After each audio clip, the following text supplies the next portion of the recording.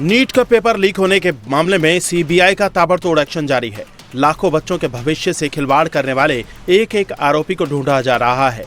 हर छोटे बड़े लिंक को जोड़ा जा रहा है और टीमें हर पहलू की बारीकी से जांच कर रही हैं। मामले में सीबीआई ने अब तक 6 लोगों को गिरफ्तार किया है। इनमें सबसे बड़ा नाम नासिक का शुभम खेरनार है। जयपुर के 2 सगे भाई दिनेश बिवाल और मांगीलाल, दिनेश बिवाल का बेटा विकास बिवाल, अहिल्याबाई नगर से धनंजय लोखंडे और गुरुग्राम से मेडिकल स्टूडेंट यश यादव शामिल हैं। इन सब का नीट पेपर लीक में बड़ा रोल है और अब सीबीआई पुणे की मनीषा वाघमारे पर भी शिकंजा कस चुकी है। इसके अलावा सीबीआई 60 से ज्यादा लोगों को हिरासत में लेकर पूछताछ कर रही है। सीबीआई ने जिन आरोपियों को नीट पेपर लीक मामले में गिरफ्तार किया है, इनके रोल भी सामने आए हैं।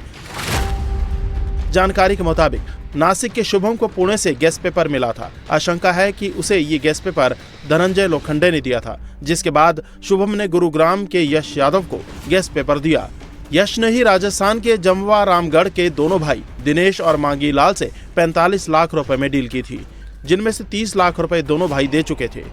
फिर इन दोनों भाइयों ने सीकर में 10 स्टूडेंट को गेस्ट पेपर भेजा। वहीं सीकर में नीट की पढ़ाई कर रहे दिनेश के बेटे विकास ने भी अपने दोस्तों को गेस्ट पेपर भेजा।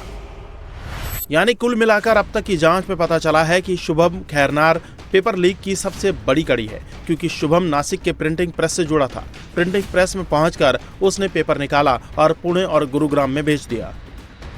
जांच की सुई जैसे जैसे आगे बढ़ी, एक और चौंकाने वाला मामला सामने आया। दरअसल गिरफ्तार आरोपी मांगीलाल की 2 बेटियों और उसके बड़े भाई की 2 बेटियों ने भी पिछले साल नीट का एग्जाम क्वालिफाई किया था। अब सवाल ये भी उठ रहे हैं कि क्या पिछले साल भी दोनों भाइयों ने यह बड़ा खेल खेला था और सबकी नजरों से बच गए। जांच एजेंसियों ने दावा किया है कि नासिक से जब पेपर लीक हुआ तो उसके बाद गुड़गांव होते हुए सबसे पहले राजस्थान में एंट्री हुई जमवा रामगढ़ में। जमवा रामगढ़ में हम जिस घर के बाहर खड़े हुए हैं, यानी दिनेश और मांगीलाल का ये घर है, और बताया जाता है कि नासिक से जब पेपर लीक हुआ तो जमवा रामगढ़ पहुँचने से पहले हरियाणा गुड़गांव के एक डॉक्टर से ये पेपर खरीदा गया 30 लाख रुपये में, और उसके बाद यहाँ से यानी जमवा रामगढ़ से इसी परिवार के लोगों ने अपने बेटे यानी सीकर में इस पेपर को पहुँचाया और उसके बाद सीकर से चूरू, झुंझुनू, अन्य राज्यों में पेपर व्हाट्सएप पर फॉरवर्ड होता चला गया। इसकी खरीदारी कितने में हुई है, इसकी जांच की जा रही है। जांच एजेंसी अपने अलग अलग तर्क लगा रही है, लेकिन बड़ी बात यह है कि जिस घर के बाहर मैं खड़ा हूं, यानी दिनेश और मांगीलाल के जो 5 बच्चे हैं, वो नीट में उनका चयन हो चुका है पिछले साल ही। हालांकि परिवार का कहना है कि उन्हें फंसाया जा रहा है। उनके परिवार की 4 बेटी नीट क्वालिफाई कर चुकी हैं और सब ने मेहनत की है। बार बोलूं मैं आप लोगों से कि ऐसा कुछ नहीं आया हमारे पास, सब साजिश रच रहे हैं हमारे साथ, ऐसा कुछ भी नहीं आया हमारे पास। पुलिस क्यों ले गई है दिनेश और मांगीलाल को? ये भी मुझे पता नहीं है क्यों लेके गई है। मैंने खूब पूछा, उन्होंने कुछ नहीं बताया सर, कुछ भी नहीं बताया उन्होंने। आपके बच्चों का भी नीट में पिछले साल 5 बच्चों का चयन हुआ है? बच्चों का चयन हुआ है, लेकिन बच्चों को हमने 5-5 साल हमने खुद ने हमारी मेहनत करी, बच्चों ने खुद मेहनत करी, तब हुआ है ना उनका सिलेक्शन।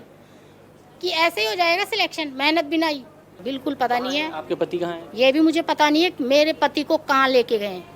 पुलिस कुछ नहीं बता रही है? कुछ नहीं बता रही है हमको। तो ये हमारे साथ साजिश कर रहे हैं। ये कुछ भी नहीं है, मेरे हस्बैंड इसमें इन्वॉल्व बिल्कुल भी नहीं है। कोई साजिश कर रहा है हमारे खिलाफ। देश भर के कई ठिकानों पर सीबीआई की छापेमारी जारी है।